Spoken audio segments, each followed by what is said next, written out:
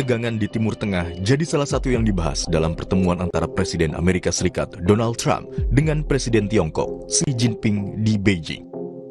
Pada pertemuan tersebut, dua pemimpin negara sepakat jika Selat Hormuz harus tetap terbuka agar rantai pasokan global tetap stabil dan tidak terhambat. Tiongkok mendorong penyelesaian konflik antara Iran dengan Amerika Serikat dengan mengutamakan jalur diplomasi. 对话谈判才是正道，武力解决没有出路。对话的大门既然打开，就不应再次关上。应稳住局势，缓和势头，坚持政治解决大方向，通过对话协商，就伊核等问题达成兼顾各方关切的解决方案。应尽快重。Donald Trump menyebut Tiongkok memiliki pandangan yang sama tentang keinginan berakhirnya perang, termasuk soal dibukanya kembali Selat Hormuz. Trump juga bilang bahwa Tiongkok sepakat Iran seharusnya tidak memiliki senjata nuklir.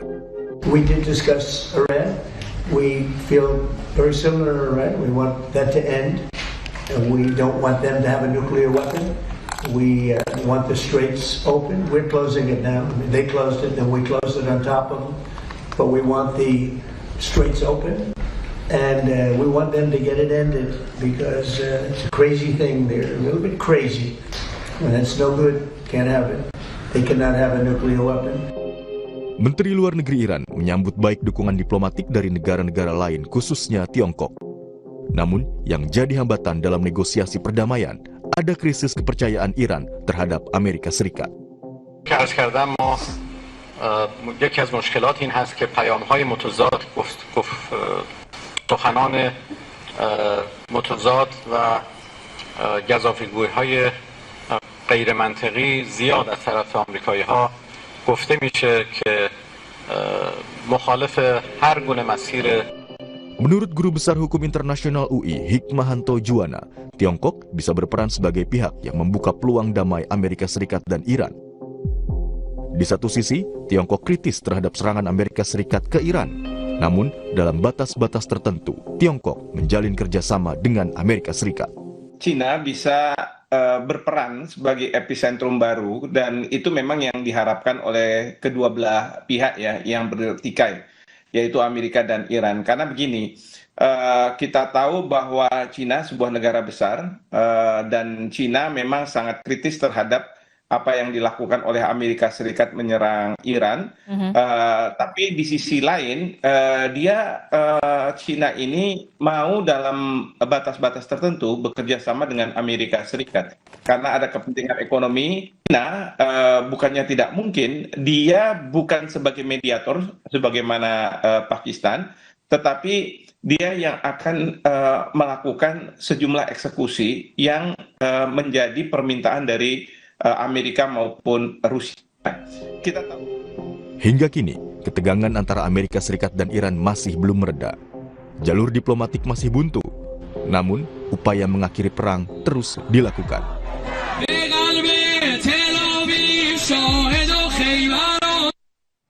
Ketegangan Amerika Serikat dan Iran belum mereda. Kini Tiongkok diharapkan mampu berperan membuka jalan damai kedua pihak yang berkonflik. Lalu apakah Tiongkok yang dikenal memiliki kemampuan diplomasi bisa diandalkan? Kita akan membahasnya bersama dengan pengamat Timur Tengah Universitas Padjadjaran, Dina Sulaiman. Selamat pagi, Bu Dina.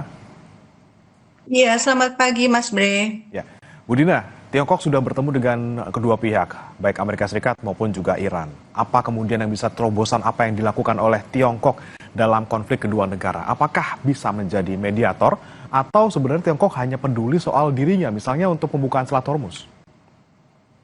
Ya, kalau kita lihat pernyataan dari pihak Tiongkok sebenarnya tidak ada yang bertentangan dengan apa yang diinginkan Iran ya. Misalnya pernyataan bahwa Selat Hormuz harus dibuka, ya memang Iran selama ini juga membuka, tapi dengan aturan yang ditetapkan oleh Iran. Misalnya kapal-kapal dari negara-negara yang bermusuhan dengan Iran itu tidak boleh lewat misalnya, dan kemudian misalnya ada aturan tarif. Dari pihak China kan tidak ada penolakan soal itu ya, dan kemudian soal nuklir Tiongkok juga mengatakan menurut Trump ya bahwa Iran memang tidak boleh punya senjata nuklir.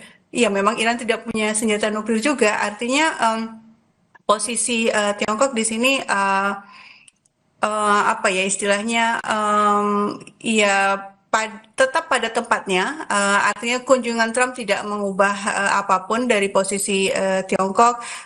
Tiongkok tetap mengedepankan kepentingan nasionalnya sendiri, namun juga tetap menjaga hubungan baik juga dengan Amerika Serikat dan dengan Iran.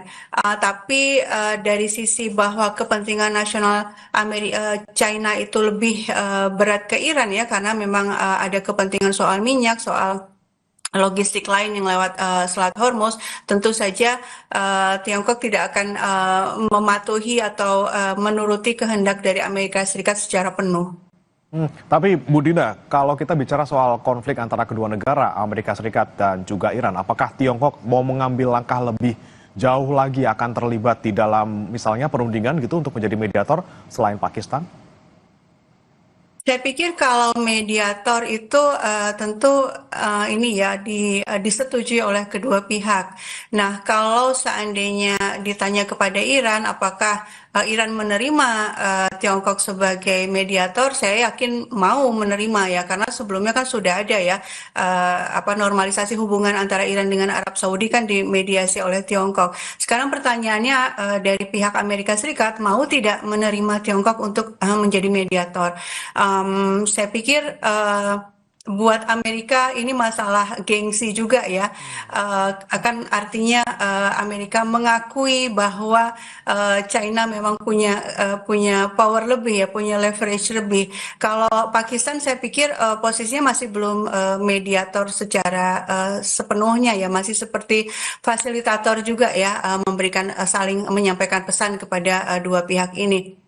Nah sekarang apakah Tiongkoknya mau? Saya pikir ya mau juga, pasti mau ya, karena ini juga selain kepentingan ekonomi juga memberikan ini ya posisi yang lebih di geopolitik, dan artinya Tiongkok memainkan peran yang lebih penting lagi menjadi sebagai mediator, dan ini saya pikir hal baru juga ya, karena selama ini kan Tiongkok itu lebih fokus pada ekonomi.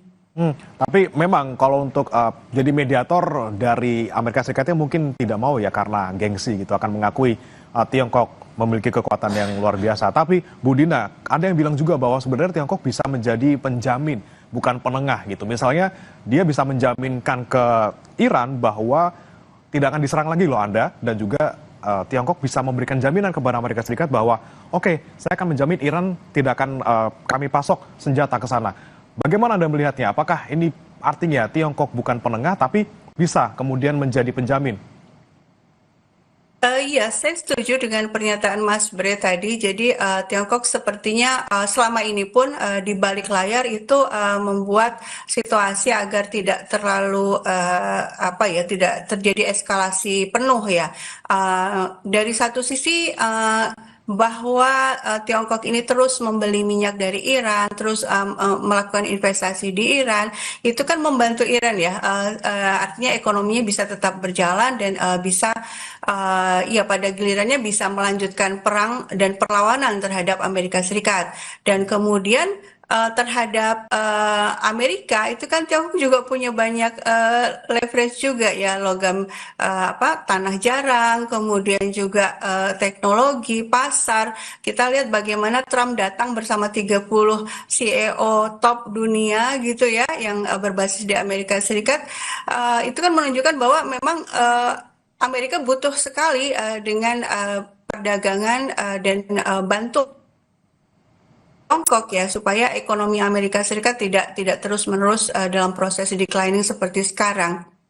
Iya, jaminan itu saya pikir sangat efektif dengan kekuatan yang dimiliki oleh Tiongkok supaya situasinya tidak terjadi eskalasi, tidak terjadi perang seperti di bulan Februari sampai Maret yang lalu. Tapi di sisi lain juga Bu Dina, ada dilema yang mungkin dihadapi oleh Tiongkok gitu ya, bagaimana kemudian menjaga hubungan dengan kawan lama, dengan Iran, tapi juga di sisi lain juga harus menjaga hubungan bersama dengan Amerika Serikat karena masih butuh kerjasama ekonomi di sana. Bagaimana kemudian Tiongkok bisa memastikan keseimbangan dan juga bisa mendapatkan manfaat dalam tanda kutip dari kedua belah pihak? Saya pikir kalau terhadap Amerika Serikat, Tiongkok ini sudah di atas angin ya. Bagaimana gestur dua pihak itu ketika bertemu di Beijing itu kan sebenarnya kelihatan sekali ya. Misalnya Trump itu dan Amerika secara umum ya, ketika datang ke sebuah negara, umumnya kan bergaya arogan ya, artinya menganggap pihak lain lebih lemah dan bisa diatur-atur. Tapi kita lihat bagaimana Trump yang selama ini sangat arogan gitu kan terhadap Iran dan negara-negara lain, bahkan juga terhadap Uni Eropa, ketika datang ke Beijing itu sangat sopan gitu ya. Dan juga dia bahkan membawa CEO terkenal, sementara dalam pertemuan makan malam itu antara CEO dua negara, ternyata yang dari pihak Tiongkok justru bukan yang top yang datang gitu. Artinya dari sisi ini buat Tiongkok dia tidak perlu juga harus habis-habisan menyenangkan hati Amerika Serikat, karena dia punya banyak kartu truf dan justru ini dimanfaatkan oleh Tiongkok saya pikir untuk mengambil keuntungan sebesar-besarnya di bidang ekonomi. Dan artinya di saat yang sama itu kan Amerika Serikat powernya semakin berkurang, sehingga dalam urusan Timur Tengah juga semakin berkurang juga powernya di sini. Artinya situasi yang ada ini sangat menguntungkan Iran. Oke, baik. Kemudian Bu Dina, kita bicara soal Selat Hormuz gitu ya. Memang saat ini yang menjadi fokus dari Amerika Serikat adalah bagaimana membuka Selat Hormuz, dan juga salah satunya lagi soal pengayaan uraniumnya Iran. Tapi bicara soal Selat Hormuz, di sini ada kepentingan Tiongkok juga di sana. Memang saat ini Tiongkok tidak terlalu terpengaruh gitu ya. Ada akses khusus yang diberikan oleh Iran kepada Tiongkok di Selat Hormuz. Nah, dengan adanya paling tidak Tiongkok tidak terlalu terdesak lah di Selat Hormuz, akankah Tiongkok juga akan mendorong Iran untuk bisa membuka Selat Hormuz secara penuh seperti sebelum perang, atau ya sudah, biarkan saja seperti ini karena saya pun juga tidak dirugikan dengan keadaan seperti ini, seperti itu, Bu? Kalau kita lihat pernyataan dari pihak Tiongkok kan selalu menekankan pentingnya kedaulatan ya, penghormatan terhadap kedaulatan Iran.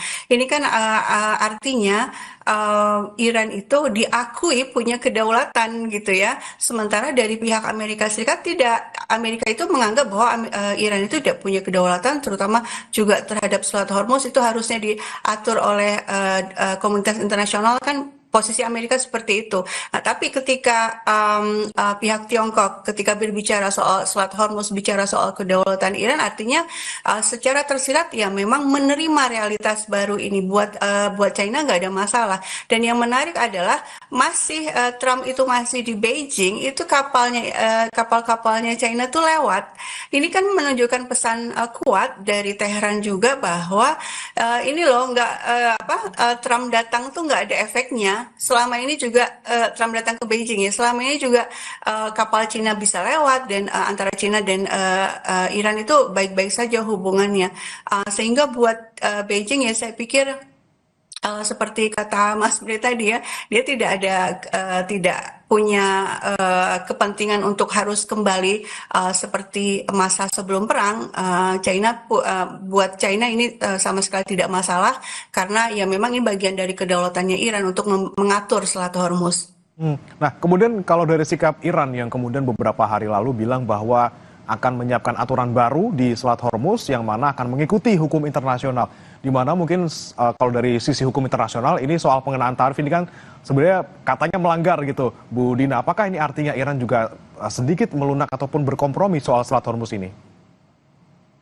Iya, soal ini ya, pengaturan di Selat Hormuz. Selat Hormuz itu kan cuma 30-an kilometer ya, dan juga Iran itu tidak menandatangani UNCLOS gitu, sehingga sebenarnya aturan yang berlaku di situ adalah aturan Konvensi Jenewa yang bicara soal innocent passage ya. Jadi kalau lalu lintasnya damai, ya nggak apa-apa, tapi posisi saat ini justru realitasnya baru Iran itu terancam, merasa terancam, dan memang diancam, betul-betul diancam oleh Amerika Serikat ya, dari sisi keamanan, dan juga terancam oleh negara-negara Teluk yang membantu Amerika Serikat.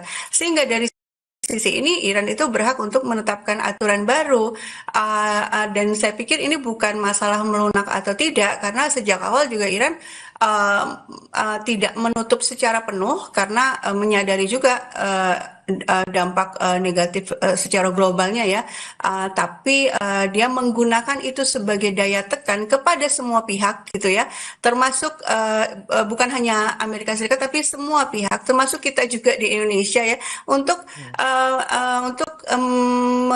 menyeru agar semua pihak itu menekan Amerika. Karena Iran itu seolah sendirian ya, diserang oleh Amerika, diserang oleh Israel, bahkan negara-negara Teluk itu membantu Amerika, itu tidak ada yang bela Iran gitu. Sehingga ini memang kartu truf yang dipakai Iran, leverage yang dipakai Iran, supaya dunia peduli, dan ketika kepentingan ekonomi semua negara terganggu, akhirnya kan kita bisa lihat akhirnya banyak yang kemudian berbaik-baik dengan Iran gitu ya, alih-alih tunduk kepada Amerika Serikat. Hormuz masih menjadi kuncian Iran lah. Mungkin kalau kita bilang melunak, belum kita bisa lihat gitu ya, Bu Dina ya, karena lagi-lagi ini menjadi senjata pamungkasnya Iran di dalam konflik ini. Tapi selain Selat Hormuz ini kan ada beberapa poin terakhir yang kemudian disebutkan oleh Iran sebagai syarat minimum untuk bisa bernegosiasi dengan Amerika Serikat. Selain Selat Hormuz, ada juga soal cabut sanksi, kemudian mengakhiri perang di semua front, ada juga pelepasan aset Iran yang dibekukan, kemudian kompensasi kerusakan akibat perang. Nah, dari 5 poin ini kan kita masih melihat banyak yang deadlock gitu, banyak yang sebelumnya juga tidak pernah mau diikuti oleh Amerika Serikat. Bagaimana kemudian bisa menemukan paling tidak hal-hal yang bisa disepakati agar kedua pihak ini, Amerika Serikat maupun Iran, mau berunding lagi, dan di sini Tiongkok akan bisa masuk kemana, Bu? Ya, kalau kita lihat poin-poin yang diinginkan oleh Iran sebenarnya semua itu masuk akal ya. Ya memang demikian, karena sebagai pihak yang diserang dan mengalami banyak kerugian tentu berhak untuk meminta ganti rugi misalnya. Kemudian soal nuklir, Iran menandatangani NPT, artinya ya dia berhak juga melakukan pengayaan uranium sesuai dengan aturan dari IAEA. Dan penghentian serangan ya memang itu juga yang seharusnya dilakukan sesuai dengan hukum internasional. Amerika Serikat nggak berhak untuk menyerang Iran. Nah, semua poin ini dan kemudian Iran bertahan dengan poin-poin yang dia inginkan, itu menunjukkan bahwa Iran justru yang berada di atas angin dalam konflik ini. Ya, pihak yang lebih kuat tentu yang lebih punya kekuasaan untuk menetapkan syarat. Nah, sementara sebaliknya Amerika, kita tahu pangkalan militernya sudah banyak yang hancur, kemudian juga secara ekonomi mengalami kesulitan, dan sekarang Trump datang ke Beijing juga ternyata tidak ada hasil yang sesuai yang diharapkan oleh Trump. Artinya pilihan sekarang ada di Trump ya, mau terus berdarah-darah seperti ini ya, situasi ekonominya, politiknya, atau ya sudah mengambil pilihan yang rasional, yaitu menerima apa yang diinginkan oleh Iran. Tapi juga ada pilihan memang seperti skenario seperti Vietnam atau Afghanistan ya. Amerika Serikat tuh keluar diam-diam saja gitu ya, artinya ya tidak memenuhi secara penuh apa yang diinginkan oleh Iran, tapi ya sudah menghentikan perang dan keluar dari Timur Tengah. Ya memang ini agak sulit, tapi kalau kita lihat sebelumnya Amerika pernah melakukan itu, ya sangat mungkin terjadi. Oke, tinggal di Amerika Serikat nih ya, apakah mau diam-diam keluar ataupun bisa menyetujui semua syarat yang dimaukan Iran. Dan kita lihat juga nih, Bu Dina, apakah kemudian Menteri Energi Amerika Serikat juga udah bilang bahwa bakal ada nih kesepakatan diplomasi antara Amerika Serikat juga Iran dalam beberapa hari ke depan. Kita lihat saja bagaimana kemudian dari Amerika Serikat sikapnya seperti apa di konflik ini. Terima kasih Bu Dina Sulaiman, pengamat Timur Tengah dari Universitas Padjadjaran, sudah bergabung bersama kami di Sapa Indonesia Pagi. Selamat pagi, Bu Dina. Iya, selamat pagi. Saudara, jangan beranjak, Sapa Indonesia Pagi masih akan kembali usai jeda berikut.